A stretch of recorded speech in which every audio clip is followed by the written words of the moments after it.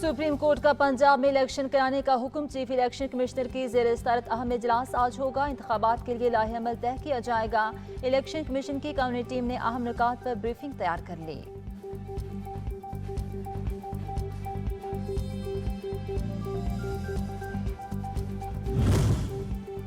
वज़ीर-ए-आज़म शहबाज शरीफ ने इत्तेहादी जमातों के पार्लिमानी रहनुमाओं का इजलास आज इस्लामाबाद में तलब कर लिया। इजलास में सुप्रीम कोर्ट के इंतखाबात से मुतालिक फैसले के बाद पैदा होने वाली सूरत हाल पर तबादला ख्याल किया जाएगा और इस पार्लियामेंट में हुकूमती मौक़िफ़ को पूरी तरह उजागर करने के लिए हिकमत अमली बनाई जाएगी।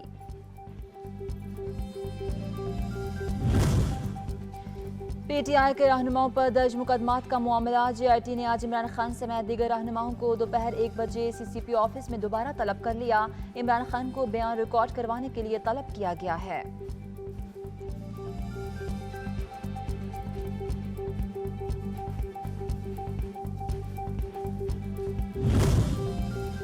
चेयरमैन तहरीक इंसाफ इमरान खान ने पीटीआई पर दर्ज मुकदमात की तफ्तीश के लिए कायम जेआईटी में पेश न होने का फैसला कर लिया। इमरान खान वुकला के जरिए जेआईटी को अपना मौक़िफ़ देंगे।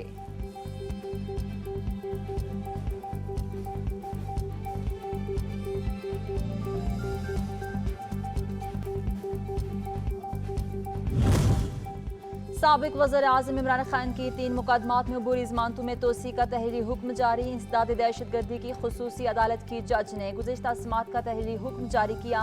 अदालत ने इमरान खान को शामिल तफ्तीश होने का हुक्म दे दिया। जेआईटी तफ्तीश मुकम्मल करे, तहरीरी हुक्म।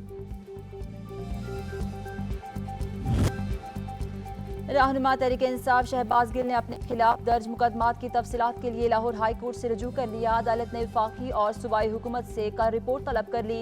अदालत ने मुकदमात की तफसीलात आने तक शहबाज गिल को गिरफ्तार न करने की इस्तदा मुस्तरद कर दी।